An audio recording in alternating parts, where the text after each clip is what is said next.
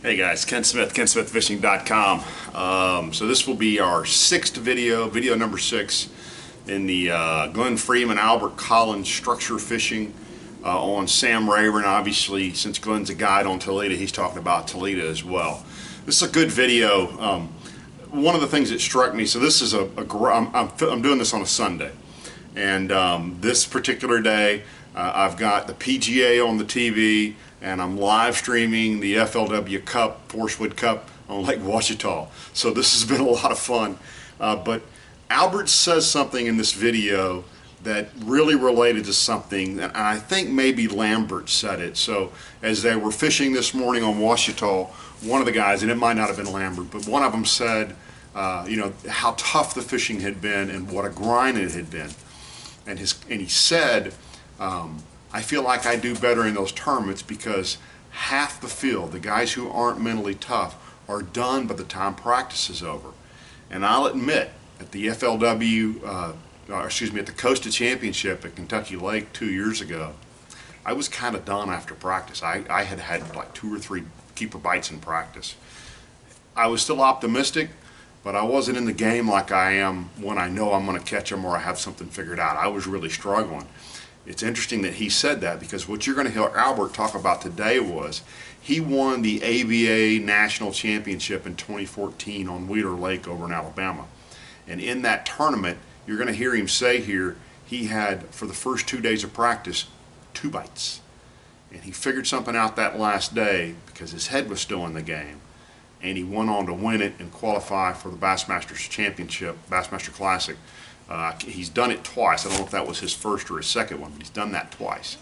So it's interesting to hear that and to know how mentally tough he is, and relate it to what the guys are talking about at Ouachita with, you know, those guys getting 2, 3, 5 keeper bites a day. I mean, 5 keeper bites a day, they're excited about it. So good video here. You're going to hear him talking about actually how he won that tournament, what he saw and how he adapted to that, and how he made that last day of practice really count to win that tournament.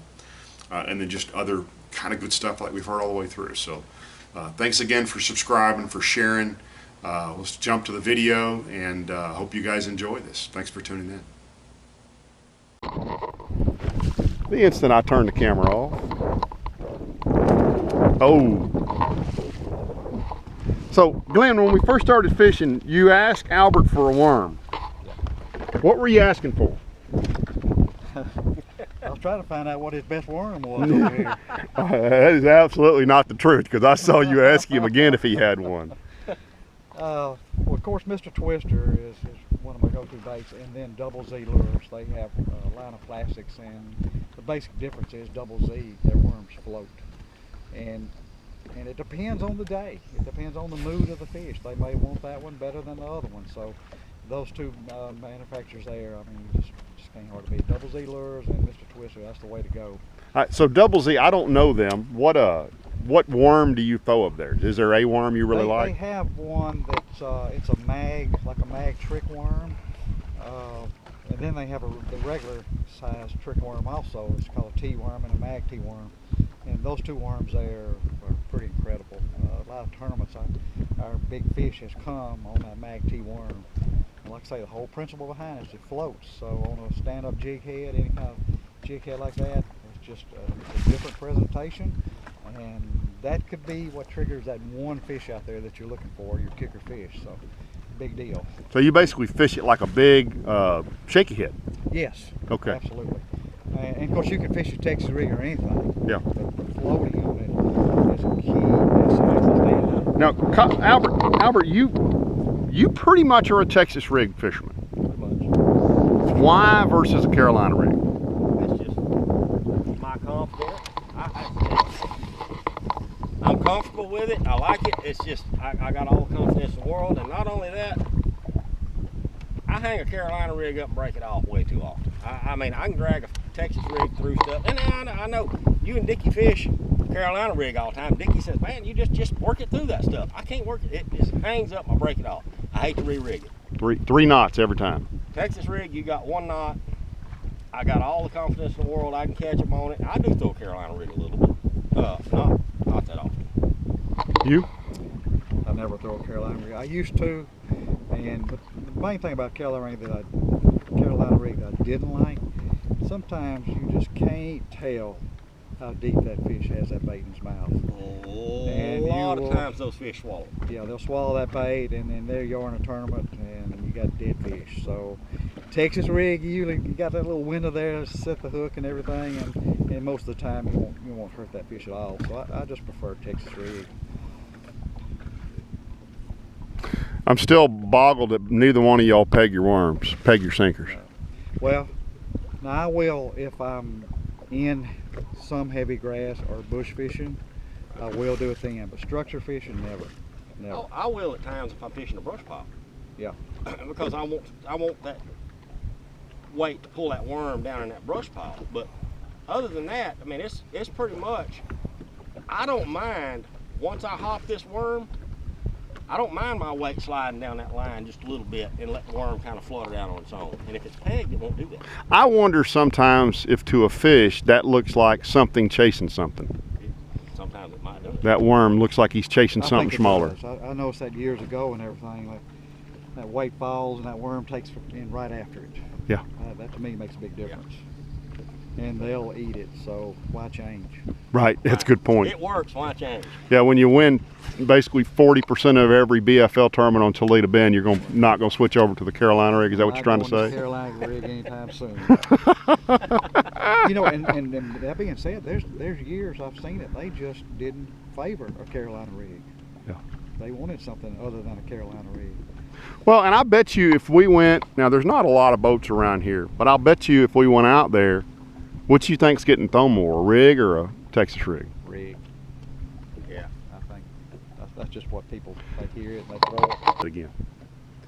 So we got lots of high school kids, captains, junior high school kids, elementary school kids who are wanting to tournament fish. Which is easier to throw? Texas rig or Carolina rig? Well, Carolina rig's easier to get the hang of. But I think as far as the weight and the bait, it's easier to cast a Texas rig. Oh yeah.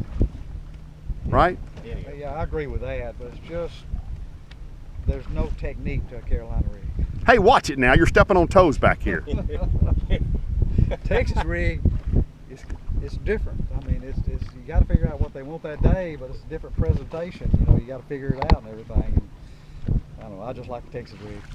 And Albert, you'll fish a Texas rig really fast sometimes. Almost crankbait speed? No, not quite. I mean, I still want it to contact the bottom every time. Right. I mean, there's times I slow down and I don't ever get it off the bottom. And there's times that I move it fairly regular, and it's just, you know, trying to figure out what they want that day. And it changes. I mean, you know, you can be fishing a spot, getting bit, fishing it one way, and quit getting bit, and change up the presentation a little bit and go back to catching them. Is it true, Albert, that you actually threw a drop shot at Kentucky Lake last year? Is there any truth to that? I did a little bit. I don't like to admit that, but yeah. Was it on a spinning pole? No. If we look, will we find a spinning pole in No. here right now? Is there one at the house even? Yeah. Crappie pole though. No, I've got spinning rods. Okay. I Just checking, making I just sure. hardly ever use them. Glenn, you ever throw a drop shot? No. And I did when it first came out, first became popular, and I caught fish on it and everything. But you know, if I know that fish is there, usually I can make him bite a Texas rig somehow or another. Big line, big hook. Let's go. Yeah, that's absolutely right. Have you had some co-anglers get in your boat and whoop on you with a? I have. Yeah. I sure have. But I just stayed with it, you know. I'm looking in a tournament with a co-angler. I'm looking for 5 good bites, not 15 or 20 or anything. So, and usually, you know, with the heavier gear, if you know that you can get it, you'll get it. So speaking of that, so we're on another one of these actually a little flatter point than what we've been fishing. Yeah, it's not as long of a ridge. The point's a little shorter. We got a little drain that goes in here beside us, and the main drop off runs this way, and this little point just kind of offsets here. So right now on Rayburn, it's going to take at least 18 pounds to get a check on any given weekend, Right. and could take high 20s to low 30s to win. Right. What would you have to catch here today to come back here if tomorrow was a tournament?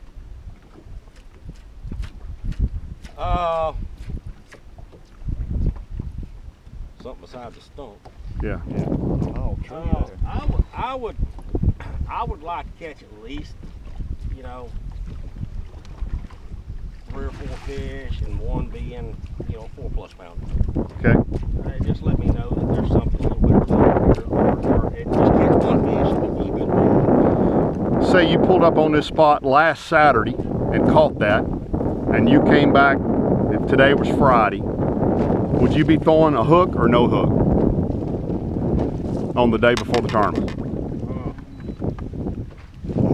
A lot of times I'll leave my hook on there, but I will I'll just bury it deep up in the middle of the worm and try to shake them off. So if you know there's quality there, you're not looking to catch them in practice at all.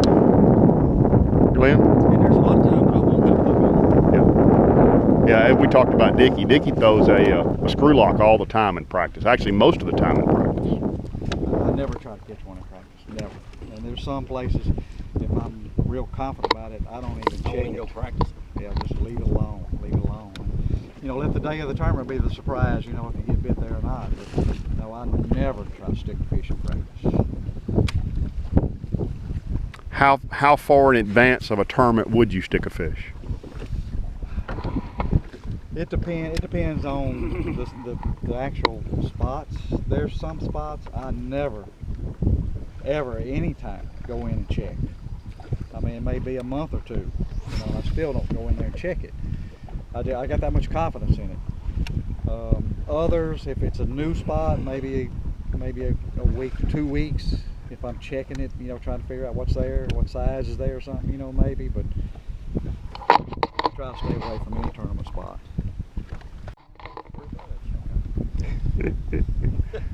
Do either of y'all ever fish for suspended fish? I do. At times, but I don't a lot. I do at times. I got on some fish earlier this year that were suspended fish, and what I had to do to catch those fish, I mean, they were deep suspended fish. It's hard. Give me some depth ranges here. Those fish were in 20 to 28 foot suspended, but they were off a drop where I could set in 40, 45 foot of water and throw into 18 foot of water. And when I would feel that crankbait come off of that, they was hitting me out over that open water. So you were throwing like a cloud 15 or something, so you knew the depth your bait was running. Right. So when I cleared that ridge, I would be about the depth that I could see those fish hanging. And what made you do that? Did you see them on your electronics, or you just knew they were there and you couldn't figure out where they were, or? Some of both. I mean, you could see them on your electronics, but it's just one of those little areas. You know, these fish feed on this area, and they weren't up there feeding. So what I did was backed out and just started looking deeper, and I was actually just looking more for fish that were further down the ridge, but it just so happened when I came off and got out a little further, I could see them suspended on my depth finder, and started trying to key on that depth range. Pretty cool. Glenn? So basically the same thing. If I'm fishing 20 foot of water, and there again, I rely on basically 2 things on suspended fish, and that's if I see them on electronics, that's one thing, of course, and then if I see any movement on top of the water. Right. You know, that's a key clue, you know, that they could be suspended and everything. And whatever bait I'm fishing, I just try to count it down to whatever. If they're in 10 foot, I try to fish the 10 foot level, no matter what bait it is. I'm not saying that you tie on the crankbait and catch them, but even a worm, you know, you can count down, fish it just above them in that particular water column that they're in, and if they're biting, they'll bite. What's both of y'all's thoughts on the A-rig?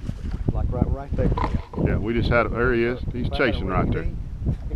I don't know if you heard that, but he said, if I just had a rinky dink. I think that's a poke at Albert for having a poorly equipped boat here. What do y'all think about the A-rig? Go ahead. I like it. I mean, You went to the Bassmaster Classic because of an A-rig once, Right. didn't you? Right. Yeah. Weren't those suspended fish? Those were, yeah, you could say they were suspended, but they were fish that were suspended on stumps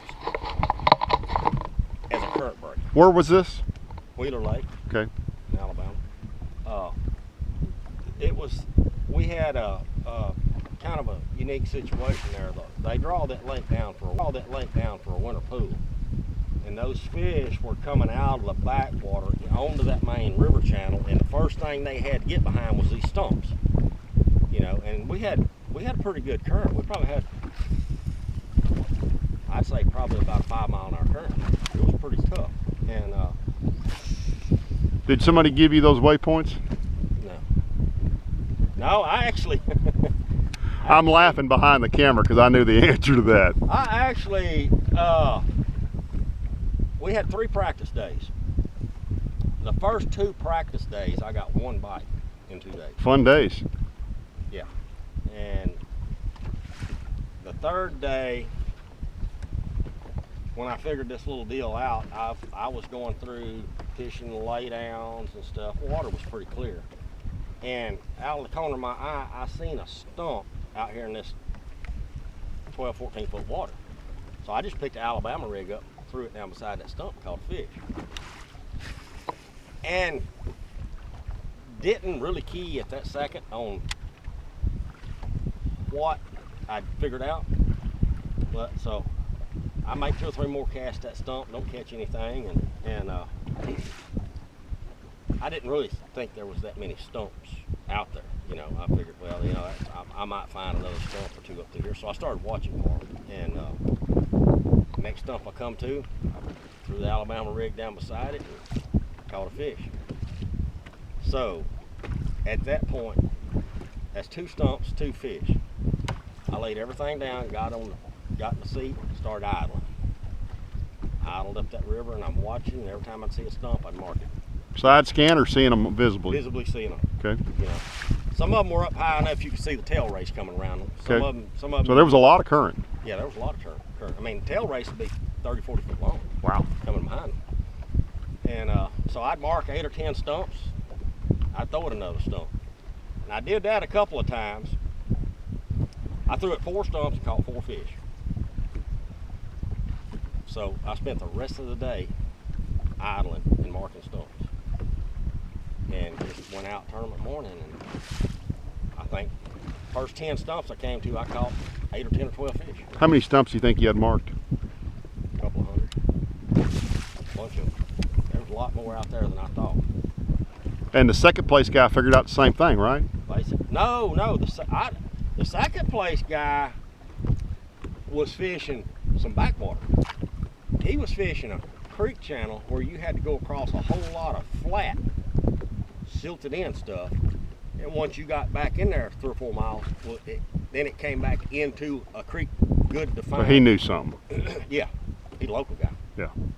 It come in back into a good defined creek channel that had 12, 14 foot of water in it, where he's done went through 2 miles of 1.5 2 foot of water. He had fish and trapped those in fish there. Just never come out. Yeah, they were trapped in So there. he was fishing laydowns and stuff like that in that creek channel.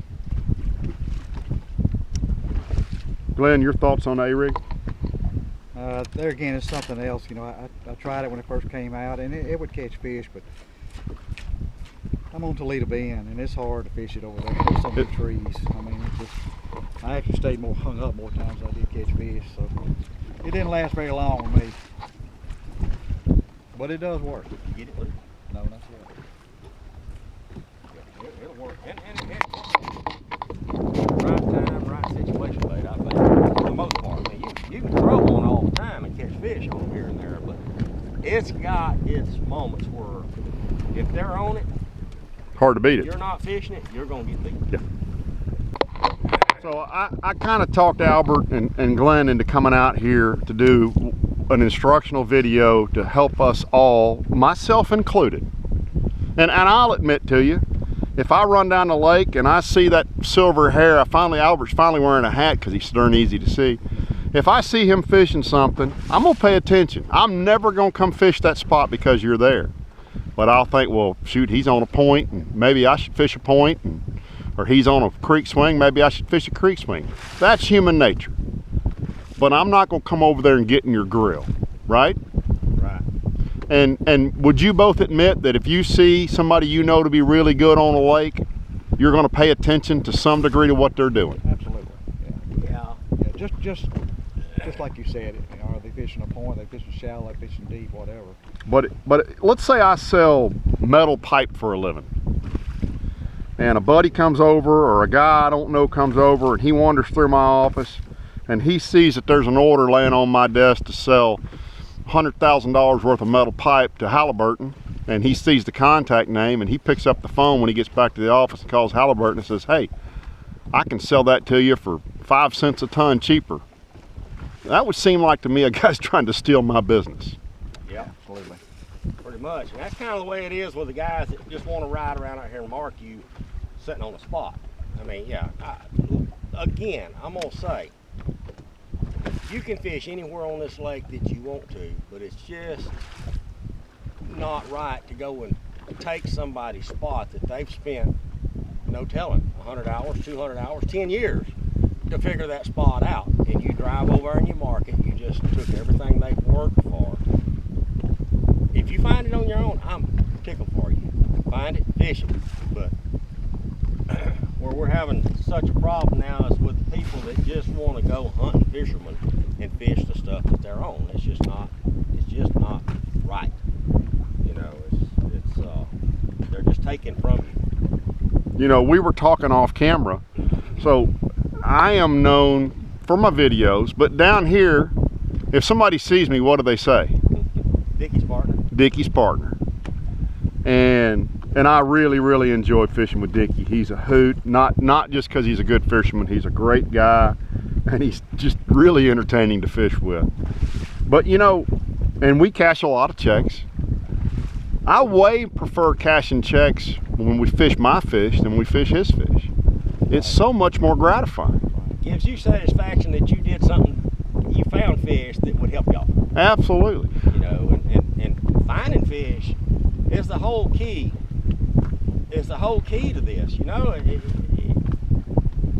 if you can go out and spend your time and locate fish and win or place or get a check or just have a good time off of fish that you figured out on your own, it's got to be a lot more gratifying than something you've seen somebody else on and just went over there. You know, it's just, I take pride in finding fish. It just, to me, that's what it's all about, is finding them. Anybody can catch them if you show them to them, but finding them is the big. That's not true. There's sometimes Dickie shows me fish and I can't catch them. Well, most everybody. Thank you, yes. The guy not holding the camera. Figuring them out is the fun part of it. It's the work part of it too, but it's the fun part to me. Yeah, and we understand too that people work. They have a job. They work 5 days a week, and they're not able to come out here and spend the time that Albert and I spend now. But that being said, I'm sure Albert was the same fix too. You know, we used to have jobs, and as soon as the job was over at 5 o'clock or whatever, You went put your boat in the water, went fishing. we started looking. You'll get run over at the ramp here about 5:45 in the summertime. Goes back to spending the time, and then we of course made the decision to do it full time. But we had jobs too, and we had to spend a lot of time on the water, away from our families. You know, to sacrifice trying to learn these fish and to figure them out, and catch them. So I can relate either way. And you know, still, I mean, you know, until I started fishing full time, I worked a full-time job, 5 days a week, and Have you ever crawled under a house? more than I cared to think. Albert was a plumber, by the way. You know, I'd get off during the week when I'd have a tournament. I took my boat to work with me every day, and I'd get off at 3 or 4 o'clock, 5 o'clock, whatever it was. I would go fish till dark, every evening that week. I was at a client's office in Houston the other day, and there was a bass boat in the parking lot. I love that. Yeah. Do you? You don't have to go to the lake that you got the tournament on. I'm glad you said. On the water time. I don't care where you're at. That's right, on the water. On the water time helps you, keeps you sharp, keeps you thinking of what's going on. No matter what lake you go to. If you could take 2 guys to any lake, anywhere.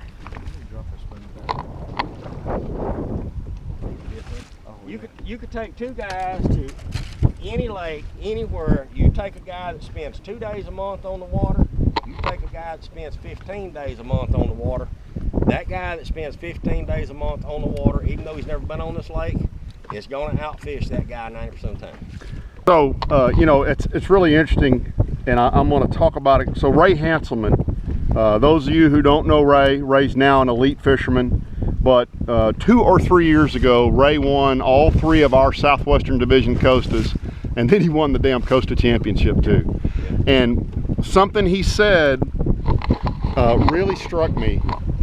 He said that we've all got the little voice in our head. Yes? Yes. The little demon that screws with us and says you can't catch him and what are you doing? You shouldn't be fishing here. And Ray had a history of leading tournaments and not finishing. And I don't know if y'all ever heard, he got interviewed by FLW, and what he said was, I finally figured out that I had so many hours on the water, guiding every day on Amstead, I don't know how many, I think over 200 days a year, that I was as good as the rest of these guys. And I just needed to relax and go fishing. Right. And I think that's a great point. Even if you can't get to Rayburn, you can go to Lake Nacogdoches, or you can go to, what's that, Pinkston? What's the lake y'all whack 'em on over there that nobody wants to talk about? Yeah, Pinkston or Lake Nacogdoches. Perth Lake? Well, we can't get on Kurth anymore, can you? I don't know. I don't think you can. But just being on the water, getting those hours and adapting. Right. And I don't know if y'all saw what just happened off the camera, or on camera here. Glenn turned around and said something to Albert. He said, I'm getting bit under the boat, drop a spoon on them. That's just something you've learned from thousands and thousands of hours out here fishing. I am struck by how much you guys will both do that. That's my lesson learned today. They'll bite pieces of metal. Yeah. Spinner or no spinner. That's right. Well, typically you can catch a fish on this thing. For some reason they're just not doing it. So your goo aren't biting good today? No, they're not. How much water are we setting over? 43. One whack-it? Yeah. Yeah, they're grabbing it down there and dropping the worm. It's probably some smaller spotted bass. Did I see that they just stocked hybrids in Toledo? I hadn't heard that. I want to say I just read that somewhere. I mean, you talking striper hybrids? I shook my head yes. Yeah, I think I just heard that. I hope I'm wrong. Please don't do that. Listen, when bass fishing was at its peak, they were stocking stripers, and we had a lot of them. So it doesn't hurt the bass population. Yeah. What's the biggest striper you ever caught on Toledo?